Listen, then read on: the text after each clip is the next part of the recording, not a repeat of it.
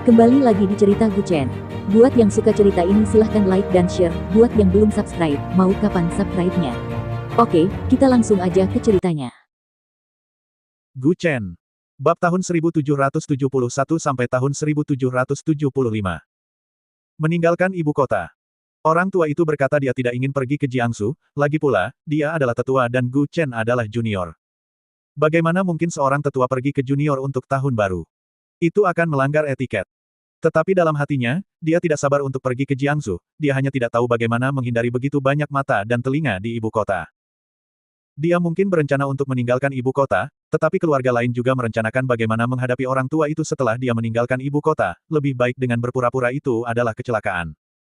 Jadi pada malam tahun baru, sesuatu yang sangat menarik terjadi di ibu kota. Begitu. Hari terang. Suasana di seluruh ibu kota dipenuhi dengan suasana tahun baru yang akan datang. Meskipun kota Yanjing diselimuti salju, itu tidak dapat meredam antusiasme kota yang membara untuk tahun baru. Semua orang mengatakan bahwa tanpa petasan, tahun baru tidak akan terasa tepat. Tanpa anak-anak yang saling kejar-kejaran di jalanan dan ganggang, tahun baru akan kehilangan maknanya. Pagi-pagi sekali, Gu Yanxi, mengenakan hanfu merah yang indah, berjalan-jalan di jalanan membeli barang-barang tahun baru. Ia mengenakan jubah merah di atas hanfu panjang bergaya Ming, yang ujungnya yang panjang menjuntai dan berputar-putar di salju. Setiap foto dirinya di jalanan bisa menjadi wallpaper. Sesekali, beberapa orang yang tidak tahu apa-apa berani mendekatinya, tetapi tidak jauh dari situ, beberapa pria kekar selalu terlihat. Mereka adalah pengawal bersenjata keluarga Gu, yang terlihat jelas, dengan banyak lagi yang tersembunyi di balik bayangan, berpatroli secara terang-terangan maupun diam-diam.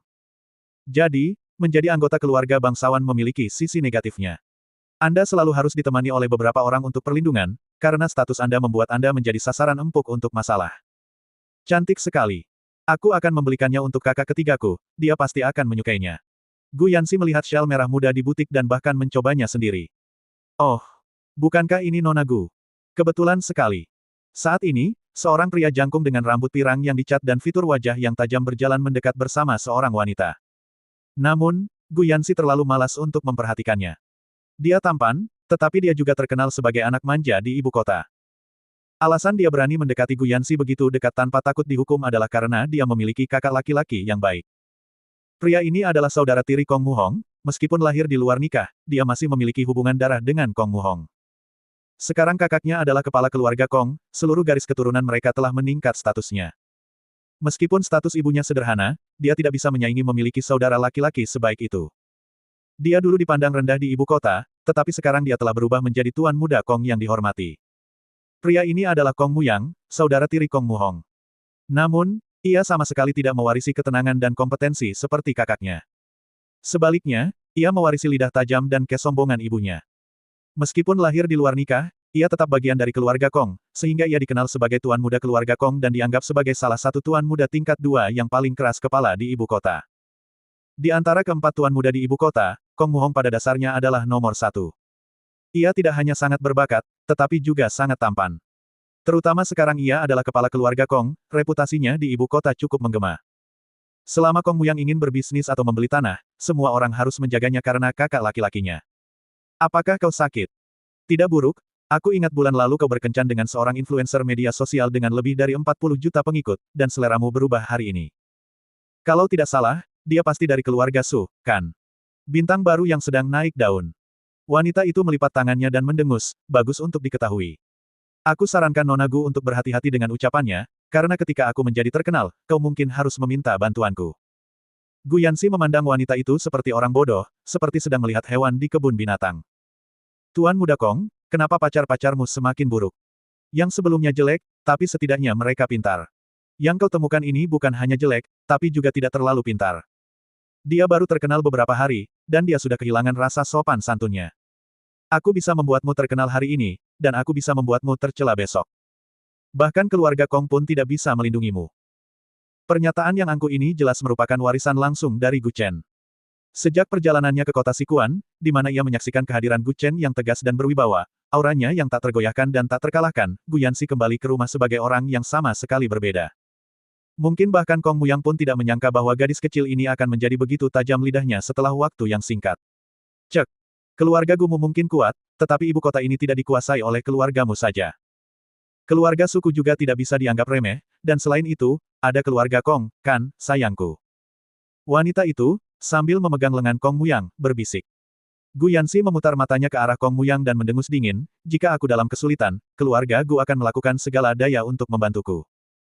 Tapi jika sesuatu terjadi padamu, aku ragu keluarga Kong akan peduli. Kau tidak tahu apa yang penting. Yanjing ini benar-benar kecil.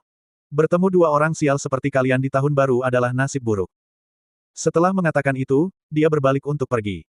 Sebelumnya, Kong Muyang telah mengejarnya, tetapi Gu Yanxi bahkan tidak pernah mempertimbangkan tuan muda keluarga Kong ini.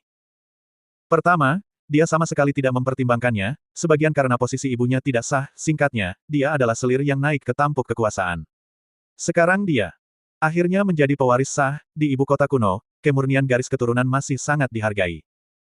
Kong Muhong adalah pewaris sah keluarga Kong, dan bahkan jika dia bukan kepala keluarga di masa depan, itu pasti tidak akan jatuh ke tangan Kong Muyang.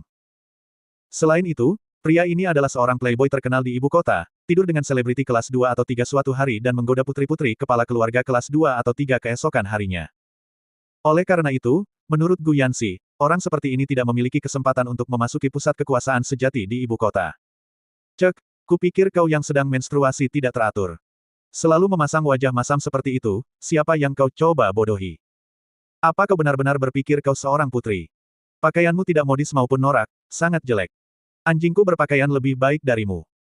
Jika kau benar-benar tidak tahan lagi, Nona Gu, kau harus belajar sedikit tentang mode, kalau tidak, kurasa tidak ada yang berani melamarmu. Wanita ini adalah Suna. Keluarga Su tidak dianggap sebagai keluarga bergengsi di ibu kota, tetapi aset mereka masih bernilai ratusan juta atau bahkan miliaran. Bahkan keluarga yang tidak penting di ibu kota pun akan dianggap terhormat. Namun, perairan dangkal melahirkan banyak penyu, dan tokoh-tokoh berpengaruh ada di mana-mana. Di ibu kota, jika Anda melempar batu bata ke seseorang, Anda mungkin menemukan seseorang dalam keluarganya memegang jabatan resmi. Anda tidak akan tahu seberapa kuat seorang pejabat sampai Anda pergi ke ibu kota. Anda tidak akan tahu seberapa banyak uang yang dimiliki seseorang sampai Anda pergi ke ibu kota. Mungkin orang yang tidak mengenakan hanfu akan menganggap pakaian ini jelek, tetapi orang yang menyukai jenis pakaian ini dapat disebut penggemar setia. Dan siapapun Anda tidak suka orang menunjuk-nunjuk pakaian Anda, kan? Meskipun Gu Yanxi tidak pernah memprovokasi siapapun, bukan berarti dia takut pada orang. Usir dia. Kedua pengawal yang berdiri tidak jauh dari situ segera mendekat untuk bergerak, tetapi Kong Muyang menunjuk ke arah kedua pengawal jangkung itu dan berkata dengan suara berat, apakah kalian tahu siapa aku? Berani menyentuhku, percayalah, satu panggilan telepon saja dan kalian tidak akan bisa tinggal di ibu kota. Orang pintar mudah beradaptasi, tetapi orang seperti kalian jangan mempersempit jalan kalian. Awalnya, keduanya hendak bergerak, tetapi melihat Kong Muyang di sini, kedua pengawal itu berdiri di samping Gu Yanxi dan tidak berani bergerak. Benar. Bekerja untuk orang lain tidak masalah. Jika kalian berdua tertarik, mengapa tidak datang ke perusahaanku? Berapapun yang keluarga Gu bayarkan kepada kalian, aku akan membayar kalian 3 kali lipat. Tidak ada yang istimewa, hanya kaya. Lebih kaya dari keluarga Gu. Kong Muyang melipat tangannya dan terkekeh, Gu Yanxi, kau mengabaikanku waktu itu, tapi sekarang kau memohon perhatianku. Hah? Kau hanya serigala berbulu domba, kau pengecut. Gu Yanxi memutar matanya dan mendengus. Tanpa saudaranya, Kong Muyang bukanlah apa-apa. Suna, yang berdiri di dekatnya, mencibir, usir dia. Aku akan memberi kalian berdua 10 juta. Suruh pengawal Gu Yanxi mengusirnya. Meskipun kedua pengawal itu waspada terhadap status Kong Muyang, itu bisa dimengerti. Lagi pula, mereka hanyalah karyawan. Jika mereka menyinggung keluarga Kong, keluarga Gu tidak akan bisa melindungi mereka sepenuhnya. Oleh karena itu, menjadi pengawal membutuhkan pertimbangan yang cermat. Yang bisa mereka lakukan hanyalah mencegah situasi memburuk. Tapi tentu saja mereka tidak akan mengkhianati tuan mereka demi sedikit uang. Jika mereka tipe orang yang berpindah pihak demi sedikit uang, lelaki tua itu tidak akan dengan mudah menempatkan mereka di sisinya. Maka, kebuntuan pun terjadi. Kedua pengawal di samping Gu Yanxi berbisik, Nona, sebaiknya kita pergi. Jangan ganggu mereka. Kedua pengawal ini cerdas. Mereka tidak mampu menyinggung pihak manapun, baik keluarga Kong maupun keluarga Gu. Jadi, gagasan untuk berpindah pihak demi uang praktis tidak mungkin. Benar. Jika kau tidak mampu menyinggung, maka pergilah. Jika kau tidak memiliki kehidupan seorang putri, jangan bertingkah seperti itu. Terakhir kali di pesta, aku hanya menyapamu karena aku menghormatimu, dan kau tetap mengabaikanku. Suna mencibir padanya. Diingatkan olehnya seperti itu, Gu Yanxi teringat bahwa dia pernah bertemu Suna sebelumnya, ketika Suna terlibat dalam hubungan yang ambigu dengan seorang pria dari cabang keluarga Gu yang lain. Saat itu, dia tampaknya berkencan dengan sepupu Gu Yanxi dari cabang keluarga yang lain. Dia pikir dia bisa masuk ke keluarga Gu, jadi dia datang untuk mencari muka dengan keturunan langsung. Gu Yanxi hanya mengangguk padanya sebelum ditarik pergi oleh orang lain. Siapa sangka Suna menyimpan dendam seperti ini? Oh, aku ingat sekarang. Kau sosialita yang ditemukan sepupuku. Aku bahkan tidak mengenalimu saat itu. Gu Yanxi berkata tajam, kenapa? Apakah kau mencoba membalas dendam padaku hari ini? Istilah, sosialita, cukup menghina. Tapi Suna memang bekerja sebagai wanita penghibur di puncak hierarki sosial di negara Xia. Dia tidak yakin pria mana yang menjadi pacarnya, sering bergaul dengan berbagai keluarga kaya dan berpengaruh. Siapapun yang membutuhkan wanita, dia mungkin akan berakhir di tempat tidur mereka malam ini. Jika tidak, dengan pengaruh keluarga Su yang terbatas, mereka tidak akan mampu dengan cepat membuat seorang selebriti wanita terkenal di masyarakat saat ini. Dasar jalang, apa yang kau katakan? Marah, Suna mengangkat tangannya untuk memukul Gu Yanxi. Menghadapi orang seperti dia bahkan tidak membutuhkan pengawal. Bentak. Gu Yanxi membalas dengan tamparan keras di wajah Suna, tamparan itu hampir mengubah wajahnya. Di masyarakat saat ini, di mana ada begitu banyak wanita cantik alami. Kebanyakan dibuat dengan implan silikon.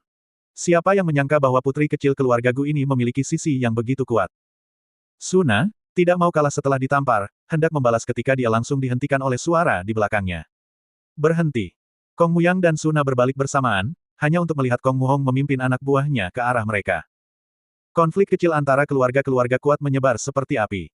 Bahkan sebelum Anda bergerak, kedua belah pihak sudah tahu. Kota itu dipenuhi mata-mata dari berbagai keluarga. Apa yang Anda lihat hanyalah apa yang ingin ditunjukkan oleh para petinggi. Bahkan orang yang lewat biasa di ibu kota pun bisa jadi mata-mata yang ditanam di suatu tempat oleh keluarga berpengaruh. Suna, melihat Kong Muhong tiba, mengira dia ada di sana untuk membelanya. Lagi pula, dia sekarang telah mengumumkan secara terbuka hubungannya dengan Kong Muyang dan praktis menjadi anggota keluarga Kong. Pacar adiknya telah diserang di toko. Bukankah seharusnya dia mencari keadilan? Kakak. Mendisiplinkan bocah nakal ini tidak memerlukan campur tanganmu. Kata Suna. Kong Muyang melangkah maju, tersenyum patuh. Meskipun hanya saudara tiri, dia tetap mendengarkan Kong Muhong dan selalu mengaguminya.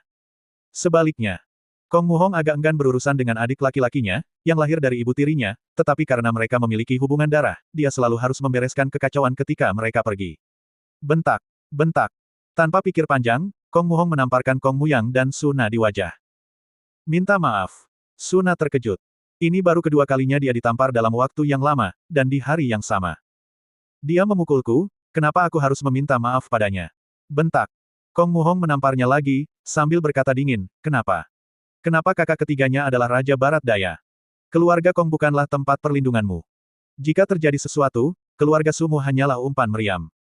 Bukan karena dia takut pada Gu Chen, tetapi keluarga Kong dan Gu telah hidup damai begitu lama. Dia tidak ingin orang luar menimbulkan masalah di antara mereka. Gu Yanxi adalah cucu kesayangan lelaki tua itu, dan dia memiliki hubungan yang sangat dekat dengan Gu Chen dari Jiangsu. Jika keluarga Kong mengetahuinya, bukankah mereka akan terjebak dalam baku tembak tanpa alasan? Kakak, lupakan saja ini dan jangan minta maaf. Akan terdengar sangat buruk jika kabar ini tersebar. Kong Muyang berbisik cepat. Tapi Kong Muhong berbalik dan menatapnya dengan dingin, jika kau bukan adikku, aku pasti sudah melumpuhkanmu hari ini. Jauhi wanita yang tidak menggunakan otaknya, atau kau akan mati karenanya cepat atau lambat. Bahkan keluarga biasa pun menghargai kesesuaian status sosial, dan ini lebih benar lagi untuk keluarga bangsawan. Keluarga bangsawan hanya mencari aliansi pernikahan dengan keluarga bangsawan lain, atau dengan bangsawan lokal yang juga memiliki kekuasaan yang cukup besar. Paling tidak, mereka menginginkan anak-anak yang memberikan kontribusi signifikan bagi negara, dan banyak yang bahkan secara aktif mencari keluarga bangsawan di luar negeri, tetapi dalam hal apapun, kesesuaian status sosial sangat penting. Keluarga. Seperti keluarga Su, pada tingkat tertentu, sama sekali tidak layak berada di tingkat yang sama dengan keluarga bangsawan seperti keluarga Kong. Paling banter, mereka hanyalah mainan yang akan dibuang. Tetapi Suna, seorang wanita bodoh yang berani membuat masalah bagi Gu Yanxi hanya karena dia mengandalkan dukungan kuat keluarga Kong, bahkan tidak memenuhi syarat sebagai mainan. Kakak, aku hanya bermain-main. Kata Kong Muyang dengan senyum malu. Kong Muhong memutar matanya dan berkata dengan kesal, wanita seperti itu bahkan tidak layak untukmu. Jangan menurunkan standarmu. Ya, aku mengerti, kakak. Pulanglah. Kong Muyang yang sebelumnya sombong terdiam mendengar dua kalimat kakaknya dan dengan patuh mengikuti pengawal di sampingnya untuk pergi. Suna, di sisi lain, benar-benar tercengang. Astaga, pria yang dia kencani begitu pengecut. Hei! Kau seharusnya anggota keluarga Kong, kenapa kau bahkan tidak punya kepercayaan diri untuk berbicara? Kata Suna tanpa berkata-kata. Meskipun dia tahu bahwa Kong Muyang tidak terlalu cakap, dia seharusnya tidak selemah ini. Sebelumnya, dia selalu begitu sombong di luar, mengatakan bahwa dia bisa menangani apapun di ibu kota. Sekarang, wanitanya telah ditampar 2 kali dan bahkan tidak bisa kentut. Setelah Kong Muyang dibawa pergi oleh sekelompok pengawal, Kong Muhong perlahan menoleh dan melirik Suna dengan jijik. Pikirkan baik-baik apakah kau ingin meminta maaf atau tidak. Jika kau bersikeras bertahan, kau bisa menghancurkan warisan keluarga Su yang telah berdiri selama puluhan tahun dalam 3 menit. Kong Muhong melirik ponselnya dan terkekeh, kau punya waktu 2 menit lagi. Jika orang lain mengancamnya seperti ini, Suna mungkin tidak akan menganggapnya serius dan bahkan mungkin akan membantah, tetapi berbeda dengan Kong Muhong. Keluarga Kong memiliki kemampuan untuk memusnahkan keluarga biasa dalam 3 menit. Keluarga Su bahkan belum masuk ke dalam 72 keluarga besar. Berurusan dengan mereka sangat mudah. Bahkan di antara keluarga-keluarga yang berkuasa, jika keluarga Kong ingin berurusan dengan seseorang, keluarga-keluarga besar lainnya tidak akan memiliki kesempatan untuk menolak. Kekuasaan adalah penyamaran terbaik manusia. Kau punya waktu 30 detik lagi. Kong Muhong menatap ponselnya dengan acuh tak acuh, tetapi nadanya telah berubah dari lembut menjadi tegas. Suna benar-benar bingung mengapa Kong Muhong membela Guyanxi. Kedua keluarga ini adalah musuh bebuyutan. Kapan mereka tiba-tiba menjadi sekutu? Tuan Muda Kong, mengapa Anda membantunya? Bukan hanya Suna yang bingung, tetapi Guyanxi pun agak bingung. Sudah merupakan keajaiban bahwa Kong Muhong tidak mengincarnya. Namun, mengingat statusnya sebagai pemimpin faksi pangeran tingkat atas di ibu kota, menindas yang lemah bukanlah sesuatu yang akan dia lakukan. Anak-anak kaya yang tampak manja di luar sana, meskipun bersikap angkuh, sebenarnya tidak memiliki kedudukan sosial yang tinggi di ibu kota.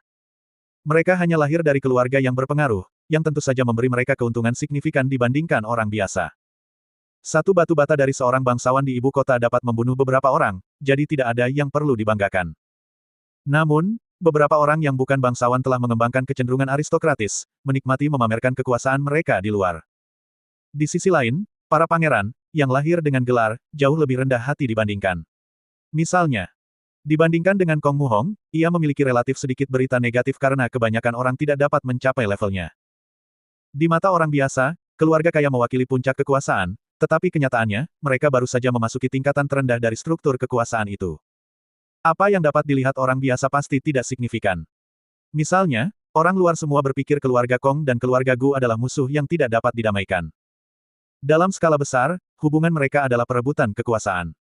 Antara dua keluarga yang bersaing, tetapi dalam skala yang lebih kecil, itu hanyalah masalah antara dia dan Gu Chen. Jika hubungan mereka tegang, ibu kota akan berada dalam kekacauan. Jika hubungan mereka baik, ibu kota akan jauh lebih stabil. Bahkan dalam diplomasi, kedua keluarga dapat bergabung dan menyapu negara-negara barat tanpa masalah. Apakah ini sesuatu yang seharusnya kau khawatirkan? Kong Muhong memutar matanya dan berkata dengan kesal. Suna terdiam. Kong Muhong mengangkat tangannya, usir keluarga Su dari ibu kota. Suna benar-benar panik. Dia benar-benar tidak menyangka Kong Muhong akan serius. Beberapa pengawalnya berbalik untuk pergi, tetapi Suna dengan cepat menghentikan mereka. Maaf, saya salah, Tuan Muda Kong, saya benar-benar salah. Dia sangat ketakutan sehingga dia bahkan tidak bisa berbicara dengan jelas, tetapi Kong Muhong terlalu malas untuk memperhatikannya. Kong Muhong menoleh ke samping dan tertawa dingin, apakah kau perlu meminta maaf padaku?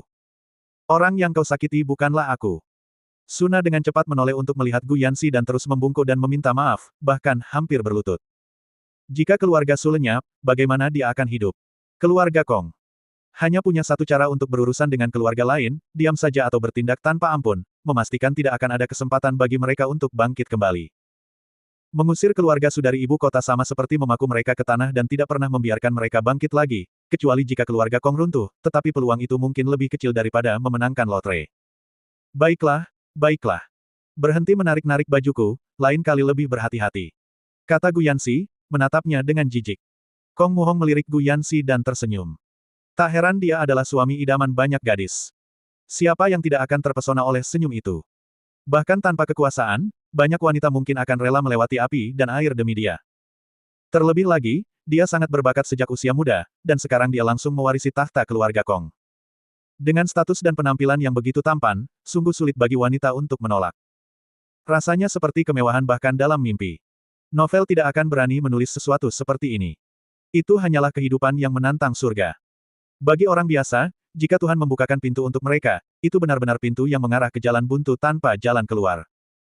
Namun, bagi Kong Muhong, Tuhan membukakan pintu untuknya, pintu dengan pemandangan panorama 360 derajat. Jika Nonagu masih belum puas, saya akan segera mengirim keluarga Su untuk menetap di dataran tinggi termiskin di Susu. Di zaman kuno, ini praktis berarti pengasingan, jauh dari pusat kekuasaan. Keluarga Su tidak akan mengenal Suzu, dan selain menghindari kematian, aset mereka yang lain kemungkinan akan disita, memaksa mereka untuk memulai semuanya dari awal lagi. Ini pada dasarnya adalah cara halus untuk menghancurkan keluarga Su, mengubah orang kaya menjadi orang miskin, perasaan yang mungkin lebih buruk daripada kematian. Tidak perlu. Jika Tuan Muda Kong ada di sini untuk memamerkan kekuasaannya kepada keluarga Gu saya rasa itu tidak perlu.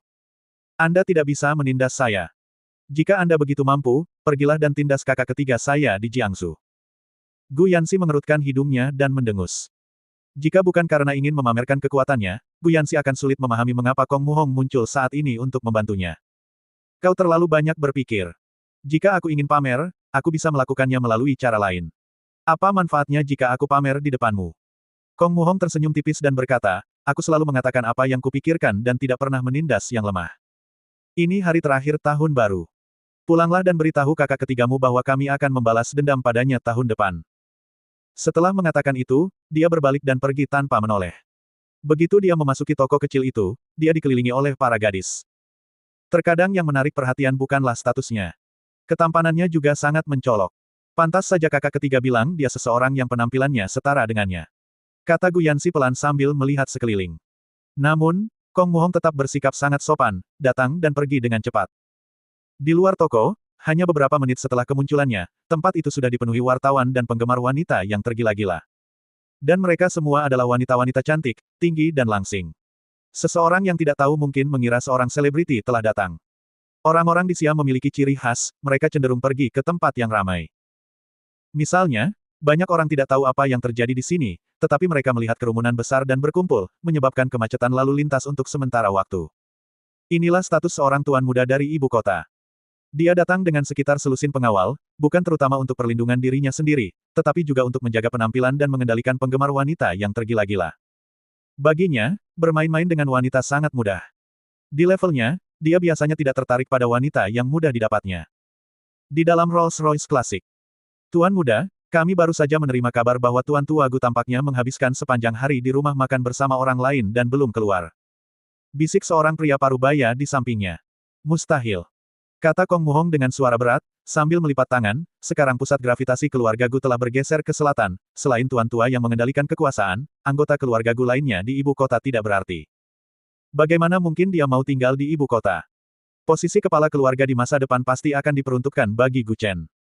Orang tua itu sudah sangat tua. Jika dia ingin menyerahkan posisi itu kepada Gu Chen, dia harus mencari kesempatan untuk menghubunginya. Sekarang Gu Yanzi dan Gu Chen sama-sama telah kembali dengan kuat, dan Gu Angwo serta Gu Anmin telah meninggal, anggota keluarga Gu lainnya tidak berani menginginkan posisi kepala keluarga dan hanya bisa hidup dari aset mereka yang sedikit.